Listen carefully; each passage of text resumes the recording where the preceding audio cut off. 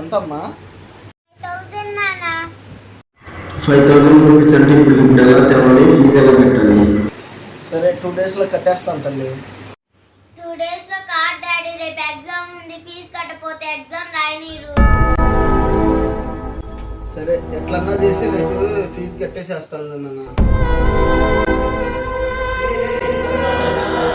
రేపు ఫీజు కట్టాలంట, కట్టకపోతే ఎగ్జామ్ రాయనీరు అని చెప్తుంది పిల్ల. అవునా, మరి ఏం చేద్దాం ఇప్పుడు? ఏం చేసేదేముంది, నీకు తర్వాత హాస్పిటల్లో చూపిస్తాను, ముందు ఆ డబ్బులు పెట్టి ఫీజు కట్టేద్దాం పాపకి, లేకపోతే ఎగ్జామ్ రాయనీరు కదా. అదేందబ్బా, పిల్లకి తలనొప్పి అని అల్లాడుతుని బాధపడుతుంటే నువ్వు చూపించుకోకుండా ఫీజు కడతానంటావు.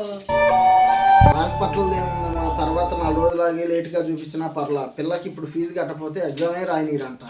ఫీజుకి నేను ఇస్తా కానీ నీ దగ్గర ఉన్న డబ్బులు పెట్టి ఆ పిల్లకి చూపి ముందు అర్జెంటుగా. వద్దులేమ్మా, నువ్వే ఎండలో ఎంతో కష్టపడి తెచ్చుకుంటున్నావు, మళ్ళీ మందులకు కావాలి.